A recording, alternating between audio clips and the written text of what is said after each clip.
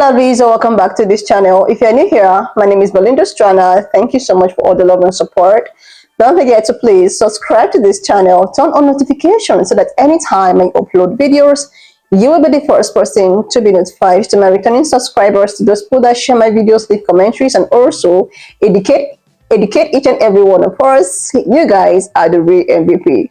Alright, lovelies, let's dive into today's video. So, lovelies, I came across this video on my For You page on TikTok, and I thought to share with you guys where this white professor decided to reveal this hidden, historical fact.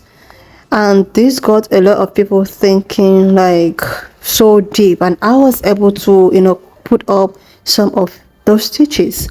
I'm just going to roll it. It's all about slavery and everything in between. I'm just going to roll the clip as well as some of other stitches I was able to put together. Please leave me your own thought in the comment section and let's dive into it. There is a lie central to American slavery, a lie that the slavers told themselves. There is no doubt that their lifestyles were opulent, that their clothes were the finest, that their wives were adorned in the newest pearls, the flashiest gemstones, that in the summers they could vacation to Europe and travel and see the world, that there is an opulence that appears genuine on the outside, but once you scratch it just a bit, you realize why the South was willing to burn the entire country down to keep their slavery. It's all rotten. It's rust underneath the gilding. That once you take that top layer of paint off, there's nothing in it but a hollow soullessness. And that hollow soullessness is reflected in the way that a planter's wife looks overlong at any slave with lighter skin than his mother and wonders, is my husband the father of that child? It is in the way that the head of the household, supposedly this moral paragon, who spends all his time abusing his female slaves in one way and beating his male slaves in another, that when he leaves the home, he too is paranoid that his wife is finding satisfaction with someone that isn't him. It's fear, rank fear, that the poor whites in the community would one day realize that the reason they are impoverished is that all of the unskilled labor, and by the 1850s, a large portion of the skilled labor, is being done by those who are owned instead of those who are free. That rather than compete with their peers of multiple ethnic backgrounds for jobs and their merit would guide them, instead, that poor white man must understand that his job must be sacrificed on the altar of slavery, and if he figures that out, he might set the system on fire. It is the understanding, persistent above all others, that there is no liquid cash to spend. There is wealth, plentiful wealth, but that wealth is tied up in land, in human bodies, in the manor, in the tools, in the cotton, but not tied up in money. And so the liquid cash, the capital that these planters would spend on their lavish vacations, fine suits, and the best cigars, are taken out on loans, asset-backed loans, where their house is the collateral, where their slaves are the collateral, where their land is the collateral. That if the system changes, or God forbid, the system ends, their wealth and prominence dies with it. And so they concoct lies. First, lies that they tell themselves, that of course that child with lighter skin doesn't look like my husband, even when he does. Of course my wife, who looks overlong at one of the house servants, doesn't mean anything by that, because she can't. Of course the white men in my employ love me, respect me, value me, because they must. Of course the slaves are happy here and wouldn't rip us apart if given the opportunity for all the pain we visited on them, because they must be. And so when it is Abraham Lincoln who ascends to the presidency, he is the tyrant for the South. He is here to steal your property and take your business and your home, not because he is, but because he must be. Thank you so much for your time. I hope you enjoyed the story. If you did, hit the button so the algorithm brings you back. See you next time. Go back and watch the entirety of that fucking video and pay attention to your goddamn teacher. I'll wait. Do do do do do do do do do do do do do do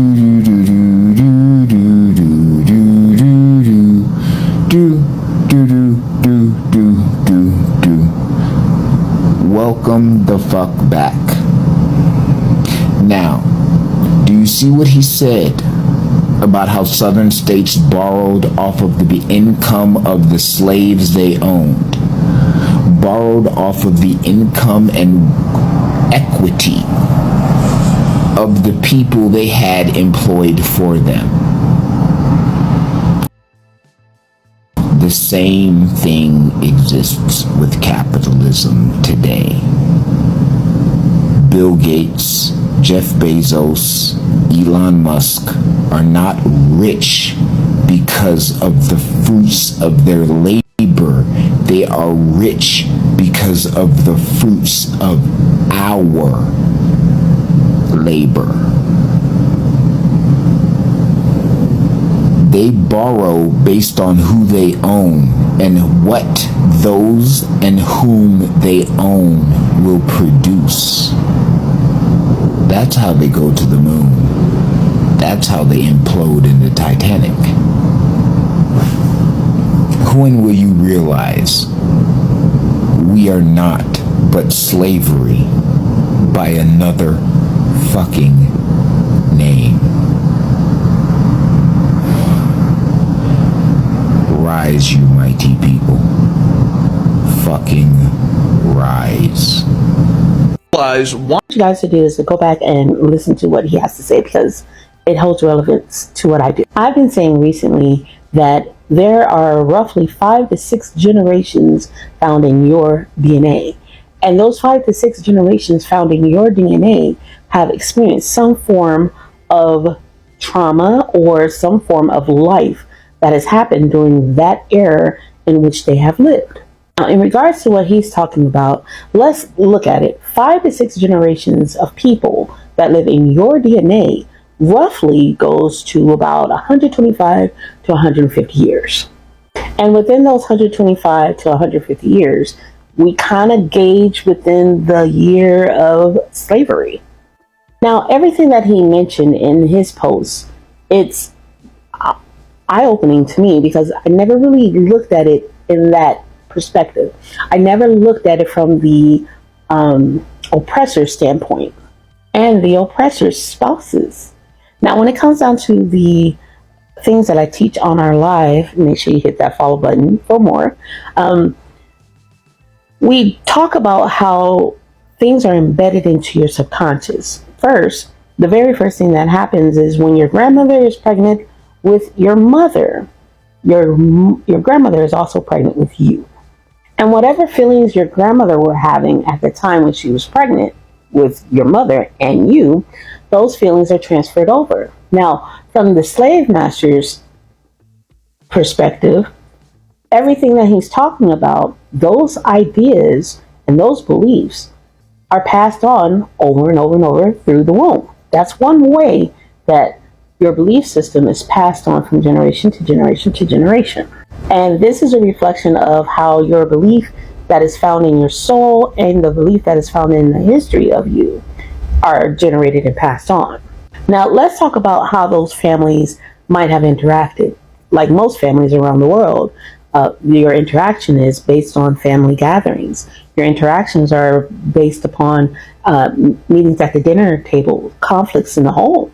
And what he's saying is those conflicts that were found in the home were a lot of times kind of buried and swept underneath the rug, but they were prevalent in the house. You can see it, you can feel it.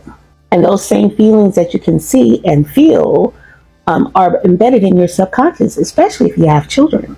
So during the time of your delta, and if you want to learn more, go ahead and hit that follow button. But during your delta wave and your theta wave, those are your most impressionable times that you are gathering information, because those two waves only occur in your brain during infancy, childhood, and adolescence. And who knows what was done during that time, you know, when your forefathers and foremothers were growing up during that era and what they saw. But those traditions were more than likely passed on from you or to you through the dining room table, at dinner, at breakfast, at lunch, and through your daily interactions.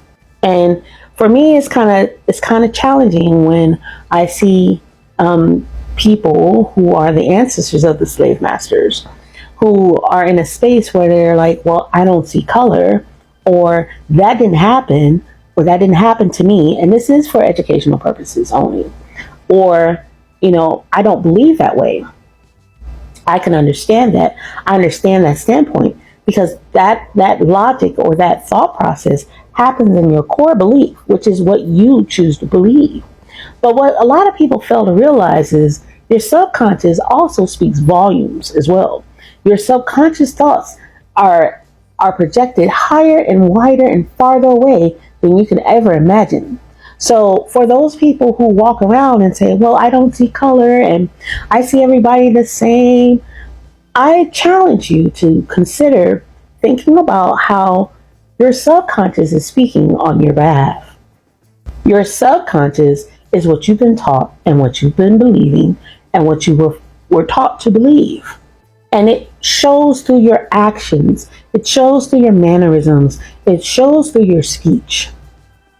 And in that, it speaks more volumes than the words that you say out of your mouth. Now, don't get me wrong. I'm not here to try to save the world. In no way, shape, or form. That's not my job. But I am here to offer a possible solution to you. If you would like to change your subconscious thoughts, or if you would like to find out what your subconscious beliefs are, and you want to change that, go ahead and hit that link in our bio and book a session with me, your belief worker.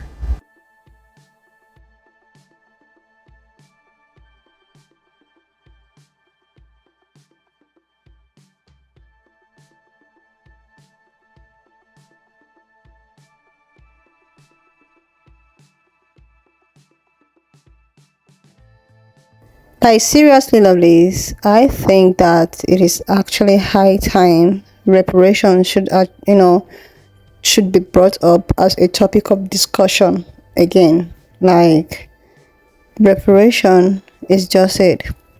Oftentimes when black people comes out, or people that looks like me comes out to talk about how there is a need for reparation, a lot of pan color people often talk about how, why would they actually pay reparations? Why would they do that? Why the people that really suffered or whatsoever have long gone? So who are we paying the reparations to? But we tell them, no, they actually know. I won't say that without them realizing, they know that whatsoever that they are enjoying today, or their ancestors or their father, or whatsoever they are enjoying today, is as a result of what the enslaved people did. It's as a result of the unpaid labor that was done by these enslaved people. And the thing is that these enslaved people actually have descendants who is in the right position to receive these reparations, because the descendants of the slave, let me just use the word slave masters, they are still benefiting of it till date. There is this video that went viral one time on TikTok about a particular pan-colored lady who decided to go on this plantation. I think this plantation is actually the plantation was actually renovated and furnished so well. Because I'm saying this story for the sake of those people that was like, oh my god, the people that the enslaved people are long gone, there's no need for reparations and all of that. So this pan-colored woman decided to make this video talking about how she inherited their beautiful cottage. She named it a cottage, a cute cottage. And this cottage is meant for people that it's actually meant for guests that comes for all this kind of wedding, and after that you can actually rent to stay there overnight or 2 days, whatsoever day you want. So after renovation, she decided to make videos to market it, to actually show the people planning their weddings in case they want something like this. You know how it is in the marketing field and all of that. And this actually got a lot of people reacting on TikTok. People were like, so a lot of people are still benefiting off the sweat of these enslaved people. It was so, the way at which they painted it, depicted it, very little, the way, plantations and all of that. And she was like, she inherited it, blah, blah, blah. People gave their commentaries. People were like, so why are people still talking about reparation? There is no need to pay reparations, because meanwhile, the descendants of the slave owners are still benefiting till date. Even the system was built by these people. Then you think that there is no need for these people to receive reparation, for the descendant of these enslaved people to receive reparations. Like, it's actually high time for this reparation of a thing should be a topic of discussion again, because it's as if, with the wealth, like the richest man there, the richest man, people are seeing it as if it's because of the hard work of, most of them are not even hard work. It's the hard work, just the way at which the second guy that stitched his video was like, it is the hard work of the unpaid labor of the enslaved people. This is why they have the richest people. Seriously. But till date, when you bring up the topic of reparation or the topic of how to compensate, a lot of people sees it as if somebody is coming to you personally to put hands in your pocket and pick up money. People are paying tax. There are a way to do it. It's not that they don't want to. It's not as if they don't. It's not as if they cannot. It's not that they don't want to do it at all. And people are still talking about, diversity and equity and all of that. Like, seriously, people are still, thinking that everybody is treated equally. There's nothing like race.